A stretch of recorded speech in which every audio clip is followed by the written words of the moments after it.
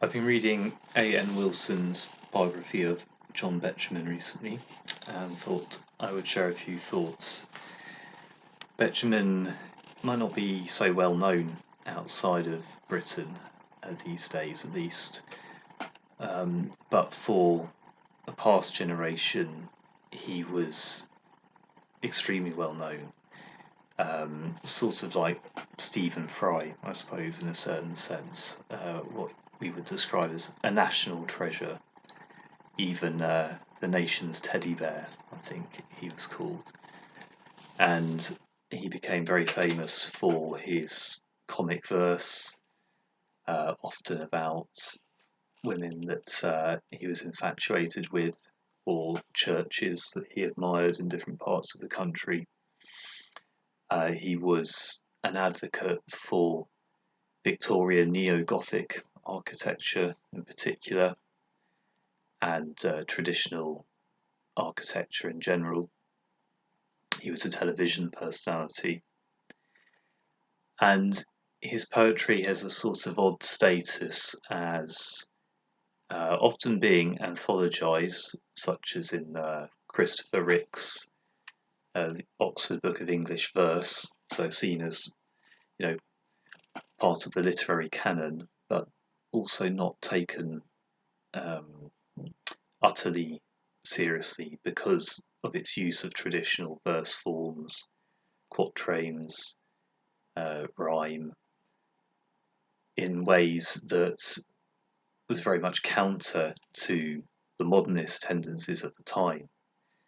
For example, of T.S. Eliot, whose The Wasteland is obviously of a completely different character. Now, what's intrigued me about Betjeman reading this biography is not only that he was a much more melancholy and sad figure than you might expect, but also how much he came into contact with this modernist stream of literature, which really begins with the interesting fact that T.S. Eliot was his schoolteacher, and they remained in touch. And in certain ways, they were very similar. They were both high church Anglo-Catholics. They both had unhappy marriages, but the kind of poetry they wrote was very different, and the tone of it as well. Because although Betjeman could write about serious things, it was almost always with a layer of irony or even camp, sort of camp gloss to it.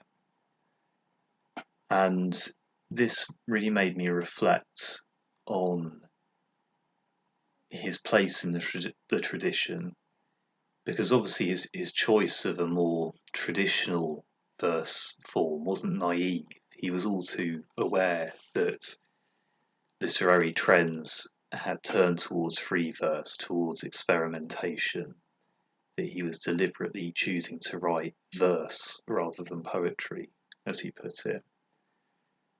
And that could only be a choice, an almost knowing, maybe ironic choice. And you could say that that goes for his brand of Christianity. He admitted that he maybe only really believed, so to speak, in the doctrines of the church about once every 6 months. And many aspects of his life were very much counter to a traditional form of Christianity, not least in his 40 years plus affair with Elizabeth Cavendish, something that caused him a lot of guilt, but something that he never abandoned. And maybe you could say that in some ways he was a forerunner of a certain postmodern attitude, a kind of somewhat surface level use of past traditions, past forms, in a way that was not entirely serious, and you're almost wanting it to be, but never quite being able to get there. Which you could say could be true about Anglo-Catholicism itself, which is a sort of patchwork in some ways of the past. And maybe that's the melancholy note, that as much as Betjeman looked to the past, wanted to retrieve things he thought were valuable from it, he could never escape the modern or maybe even postmodern knowledge that these traditions are always something of a construct in the present. And that dilemma perhaps affects us all now.